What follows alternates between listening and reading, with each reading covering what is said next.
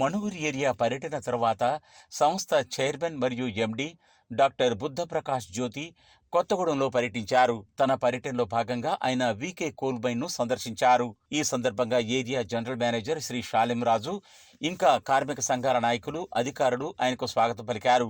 VK coal mine లో తొలిసారిగా బొగ్గు ఉత్పత్తిని మరియు గని నుంచి సిహెచ్పికి బొగ్గు రవాణాను ఆయన పచ్చ జెండా ఊపి ప్రారంభించారు.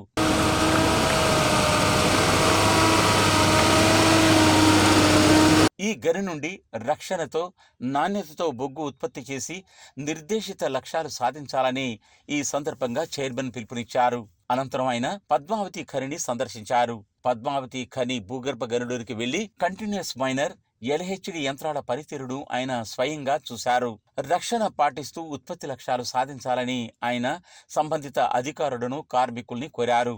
ఆ తర్వాత హెడాఫీసులో డైరెక్టర్లు మరియు అన్ని విభాగాల అధిపతులతో ఒక సమీక్షా సమావేశాన్ని నిర్వహించారు. సింగరేణి సంస్థ ప్రస్తుత స్థితిగతుల్ని అర్థం చేసుకుని నాణ్యమైన బొగ్గును వినియోగదారులకు అందిస్తూ సంస్థ మనుగడకు పాటుపడాలని ఆయన అన్ని విభాగాల అధికారుల్ని కోరారు.